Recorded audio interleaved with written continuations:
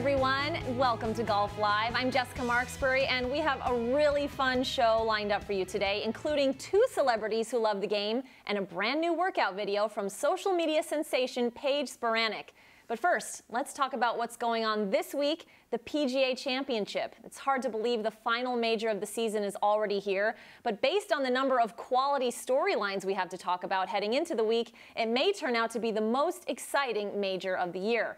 Ryan Aselta is with me in studio, and Ryan, so much to talk about, including right off the top, big news about the movement of the PGA Championship date starting in 2019. We're expecting a PGA of America press conference in just under an hour here. Yeah. It's going to be in May, no longer in August. Yeah, away from the traditional August date that we've seen for so many years, other than last year when it moved because of the Olympics, Jess. But this is a big move for the PGA. We've heard about this for a while now, and this is a money move, if you ask me. This is the PGA of America playing nice with the PGA Tour, which has said they want their season, they want their playoffs to end at the end of August before football season starts so that the FedEx Cup playoffs don't compete with the NFL, which is king when it comes to sports television. So the PGA, it sounds like they're going to move. The AP's reporting this, and I think Pete Pavak was probably going to confirm this later on today, that it's going to move to a May date. So that would give us a move of the Players' Championship as well back to March, where it used to be. So you'd go Players' Championship March, Masters April, PGA May, U.S. Open June, British Open July. 5 straight months with major events, even though the Players isn't officially a major, Jess. But I'm not sure how I feel about this, especially when you move the PGA Championship to May. You're going to eliminate a lot of different sites to hold the PGA Championship. The Northeast, hey, we lived here for the last few Mays, but it hasn't been very nice in May. It used to be many years ago. May has turned into a portion of March around here. Cold, wet. Sites like Bethpage in 2 years.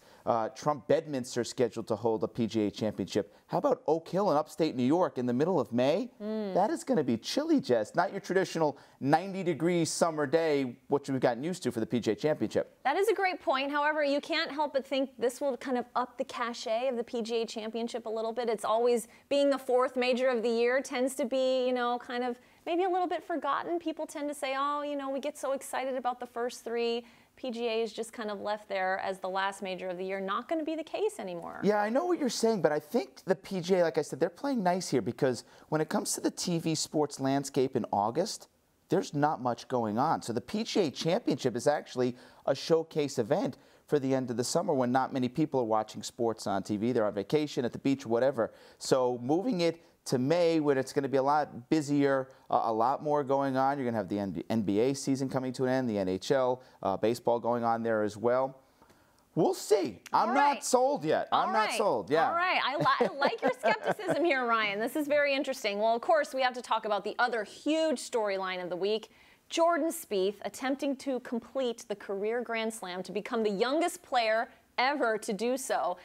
This really puts him in rarefied air, Ryan. If he's able to do this, it's better than Jack. Yeah. It's better than Tiger. All of a sudden, Jordan goes from kind of having a so-so run of it, everyone wondering when he's going to win his next major championship, to being the guy again. Remember the conversations, what's wrong with Jordan Spieth? We're not having those anymore, That's right? Yeah, I mean, Jordan is skyrocketed now after the British Open and coming within 1 major of the career Grand Slam. I do think he'll get it. I don't think it's going to happen this week.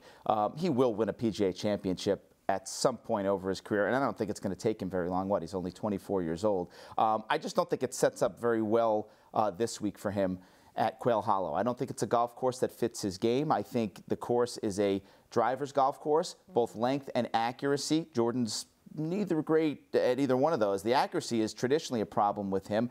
He's outside the top 100 in driving accuracy on the PGA Tour. The rough will be a little penal away from the fairway, and it's wet down there, which is going to be a big problem with length. It's going to be a bomber's track because it's raining down there today. It's supposed to rain the rest of the week up until Saturday. So will he someday get that career Grand Slam? I think so. I just don't think it's this week at Quail Hollow. Plus, it's so hard to gear up for yet another major. Just a couple weeks removed from his last win. He's been on such a hot streak. Mentally, though, it's a super grind. So much attention is going to be on him this week. We know he's getting used to that.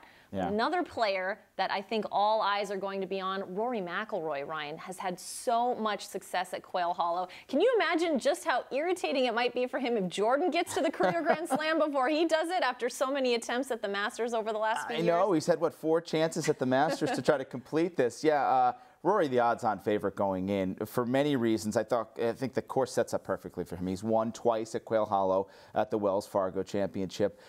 He has the course record, shot 61. He's the all-time earnings winner at Quail Hollow. And he's starting to play good golf again. You know, top 5s his last 2 starts. He's starting that trend. We saw this last year, Jess. What's wrong with Rory? What's wrong with Rory? Well, Rory told us nothing, and he ran through the FedEx Cup playoffs, won the Tour Championship, and he had a great end of the season. He's a late bloomer. He is a late bloomer. This is his time of year. He's won the PGA before. He's won it twice at Valhalla and Kiowa. So I think it sets up well, and I think that the conditions that I said that go against Jordan Spieth's game, they help Rory. If you can fly it long off the tee like Rory McIlroy does, you have an advantage this week on a wet golf course. I think it's Rory's to lose this week.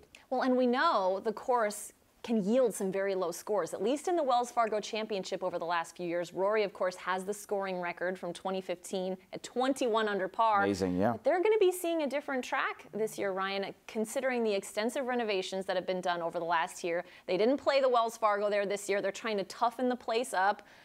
Do you think we're going to see anything extremely different, or are those guys, I mean, they just seem to light it up no matter what? Yeah, and this has always been a favorite tour stop for these guys. There are changes to 3 of the holes have really been completely redone. They changed the bunkering on another hole, and they changed all the greens to Bermuda. Now, most of these guys like putting on Bermuda. Quail Hollow used to be ryegrass through and through. They've completely changed it. The guys talking this morning are saying these may be the purest Bermuda greens that they've ever seen. Now, we'll see what the rain does to that. Does it soften it, or do they get some dry weather over the weekend and they can get some challenging pin locations and really test these greens? I don't think it's going to be that much different. I think the guys that have traditionally done well here will do well again. And should be interesting, Jess, to see if we get another guy to break through with their first major at the PGA. You know, we had that streak of 7 first-time major winners in a row up until Jordan at the British Open. So the guys that are peaking right now, some of them have never won a major. You look at Hideki Matsuyama, you look at Matt Kuchar, you look at Ricky Fowler. I mean, what do you think? Is this the year at the PGA we see another first-time winner? We saw it with Jason Day. We saw it with Jimmy Walker the last 2 years. It seems to be the major championship where that's the most likely thing to happen, right, out of the 4 at the PGA. Certainly, Ricky Fowler is due. I think at this point he's had so many close calls, especially at the PGA over the last several years. He would certainly be at the top of my list. Hideki Matsuyama, we've been expecting to contend in the majors for the last several years. He is hot, hot coming into this week. Now, you know, you never know, given their performance in the week before, how that's exactly going to play out in the following week. But certainly, I think in the last 5 majors, he's done no worse than a tee for 15th. Yeah. So that's really impressive. But I can't talk about the PGA Championship and all the favorites without referencing at least one guy that's on everyone's minds, other than Rory, other than Jordan. Dustin Johnson. Amazing. We made it this far. We're talking about Spieth, Rory, all these guys who we may think might break through. We didn't even mention the world #1 yet. Yeah. My question for you, Ryan, is does he need a win at this PGA Championship to kind of salvage the season? It seems like it would be a huge disappointment for him to not contend and win a major championship given how hot he was coming into the Masters. We all know about the disappointment and the withdrawal that came at the Masters and just not seeing it happen for him in the majors following. This is kind of a now or never week to salvage the season. It's been a weird year for him, hasn't it? I mean, he was so hot with the 3 in a row. He was the odds-on favorite to the going into Augusta, and he has that injury when he slipped and fell, and then he misses the cut at the U.S. Open, and then he has a T54 at the British. So when it comes to majors, it's been a rough stretch, actually, since his U.S. Open win at Oakmont. You're looking at the numbers. His best finish was T9. He's missed 2 cuts. He's withdrawn once, and he had that T54 at the British Open. So do you look at this year as a disappointment? It's tough to say it's a disappointment for a guy who's won 3 in a row and has held his position as #1 in the world. But when you ask Dustin Johnson, he may say it has been, because when it comes down to it, it's all about major championships, and he hasn't really sniffed one since the 2016 U.S. Open. Yeah, when you're an elite player, you appreciate each win. Obviously, every PGA Tour win is special.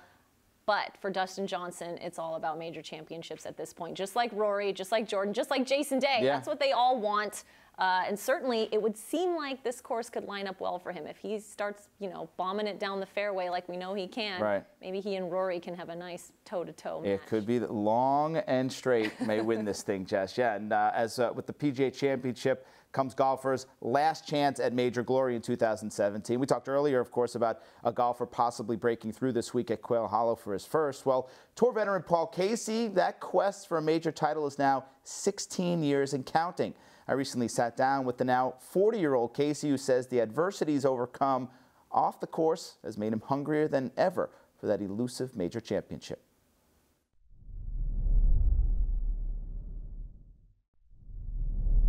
All right, Paul, let's talk about the season to start. 3 top 10s. You had the 6th place at the Masters. Pretty happy with where your game's at right now? Yeah, it's building. Yeah, recently it's been really good. Augusta I've got good form around there. And, it's been interesting because the beginning of half of the season, it wasn't that good. And to be honest, I'm putting that down, a little bit of rust, equipment changes, Nike getting out of the equipment business. Right. That kind of threw everybody for a loop. Now got it figured out. I think I got the bag figured out in terms of what I'm using. But it's amazing that I thought I'd just get flying right out of the gate. 2017 would be sort of the way I finished off 2016. Right. Wasn't the way, but feeling good right now. As far as your career, 18 wins worldwide, but just the one on the PGA Tour, 7 second-place finishes. Curious to see how you view the PGA Tour career for you. Do you look at that as missed opportunities, or are you happy you've put yourself in position time after time? A little bit of both. So I think some missed opportunities maybe the last couple of years. Played some great golf back end of last year. Ran into Dustin Johnson and Rory McIlroy for two runner-up finishes there. Year before that, lost in a playoff to Bubba and various things like that. So maybe a couple of missed opportunities recently. But if you look at when I started my career out here, I was playing both tours, playing European Tour, PGA Tour, playing really the minimum number of events over here. And the events I played over here were the majors, the players, the WGC events, and then Bay Hill Memorial. And guess what? Those are all the events Tiger played in. So you actually look at it and you go, I'm playing, a few events over here every year, and I got no chance of really winning it. And it was great to play in that era when Tiger was playing his best. But frustrating because you look at the record, and as many guys have, and maybe guys like Phil and Ernie and a lot of our guys go, actually, we'd have a lot more majors as well if Tiger hadn't done what he did. And I still think I got plenty of years ahead. You look at Henrik, just won his first major at age 40. I'm not there yet, so. Getting close, man. Getting close. The clock is ticking on that. I know. Lost your card back in 2012. I think you dropped to 169. Yep. Currently 14th in the world. How much pride do you take in that comeback? Being able to bounce back with everything you had going on to bring your game all the way back where you're now top 15 in the world? To a point, it actually is more satisfying than winning a tournament. And I'm not trying to use it as an excuse for not having more PGA Tour victories. But this is a game that who knows what it's going to deal you day in, day out. And that time in my career, in my life, it was difficult. I had injuries. I dislocated my right shoulder very badly, snowboarding. I went through a divorce. I lost my confidence on the golf course. I struggled, I really did. And I've grown a lot as a person. I'm now married again, I'm a father. I have a totally different outlook on everything I do, golf and life away from the golf course. I got a good grasp of things now that I didn't used to have. Ryder Cup, obviously made a conscious decision to be PGA Tour of America member full-time for family reasons. How frustrating was it watching last September? It's so frustrating. I just got asked about it, and I get asked about it all the time, which doesn't bother me. It's so frustrating. It's a touch on it. I mean, the reason I focused on the PGA Tour a while ago is because I was struggling to keep card on both tours and outside the top 50. And for me to make the decision to focus on the PGA Tour, it was very, very difficult. And knowing that this has got to be my focus, because it's so difficult to be competitive out here, not trying to stretch myself around the world, be as good a father as I possibly can be. And I didn't think about it when I'm outside the top 50, that this is where we'd be sitting and always talking about the Ryder Cup. And to watch last year, so hard. I felt for all the players. I felt for Darren Clark. I had good conversations with him. He looked like he was doing everything he could do to be a great captain. You don't know. I mean, everybody says, well, if they had Russell Knox and Paul Casey on the team, it'd be different. Nobody has no clue. I lost by more. I mean, all I know is I look at it constantly. I can't tell you that. Always evaluating what I should be doing. And it's a difficult one. It really is. All I know is I want to play another Ryder Cup. And whether that's, in another year or another 3 years or 5 years, I hope I got a lot of years left. We'll see what happens with the qualification criteria. We'll see what happens in my life. Should it be enough just to be a European, to be at least get that eligibility? It's not for me to answer that question. Okay. I need to win. I need to win more. We need to get that. We need to get that single win up, boy. Yeah, let's figure that one out. I appreciate it, man. Thanks so much for the time.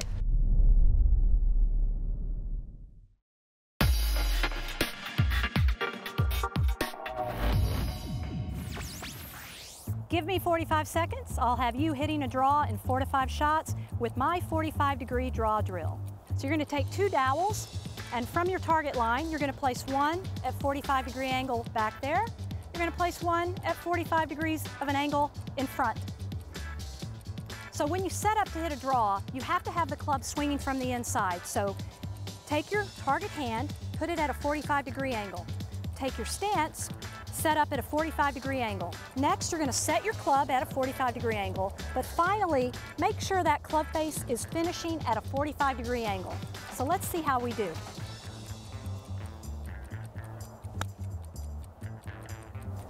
You do that 45-degree angle drill, and you'll be hitting draws in 4 to 5 shots.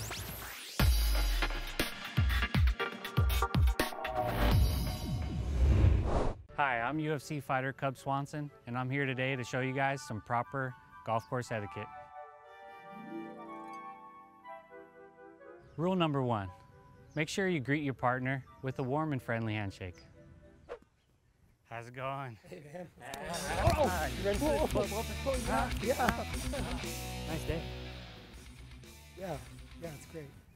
Rule number 2, be open to gambling, if your partner wants to, of course. So what are we playing for? What do you think, 500? Dollars? Push-ups. Do I have a choice? No. Rule number 3, always help your partner with club selection, if needed. So what do you think? 130 yards, definitely pitching wedge. It's an 8. Okay.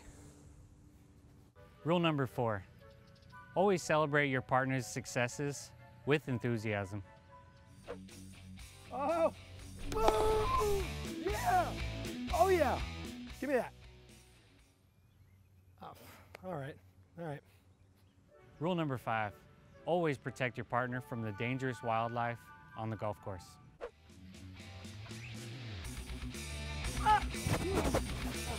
No! Stop! Hey, relax. It was a B. What? You're welcome.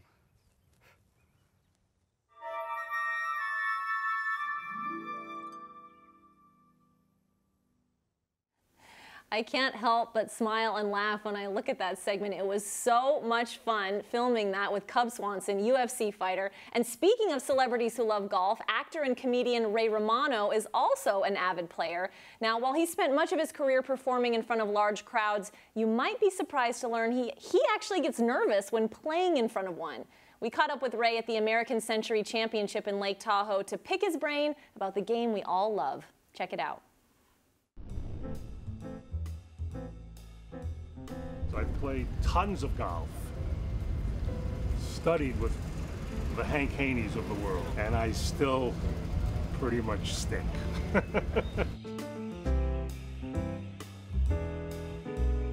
My handicap fluctuates from 13 to 14. 13 to 14 is pretty solid for a guy like me, and and you still love it. You still love the game. That's the good thing about golf. You never master it, you never feel satisfied, but you still have these moments of joy. There's sadness involved, but there's great happiness too. I had to go 13 years before I made the cut at Pebble. I got to play with Sung Kang. I said I had to Google you. I had to Google to find out who you were. And he told me, he goes, I had to Google you. If he birdied 18, he would have shot 59. I got to witness that round. He shot a 60. That's so, great. I mean, that was awesome.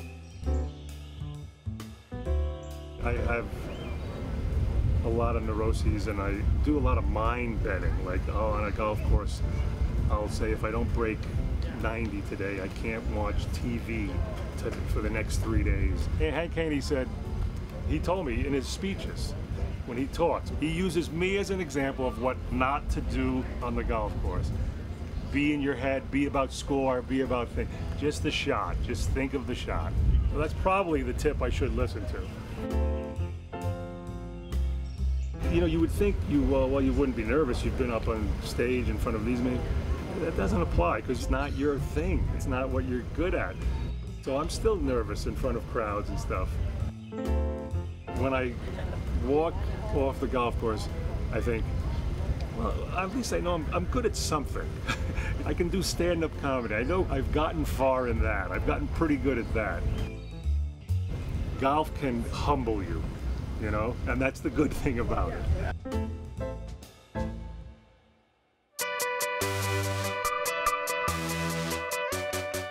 Hey everyone, I'm Paige Spiranac. I am with my trainer today, Steven Tinoco. We are going to show you 3 exercises you can do with one band without actually moving at all. You can do it simply in a hotel room, your house, in front of the TV, or in just a small area. Or a box about this big. Exactly. Okay, first exercise. Simple bicep curl. You know, there doesn't really need it in golf, but everyone likes their arms to look good, especially during the summer.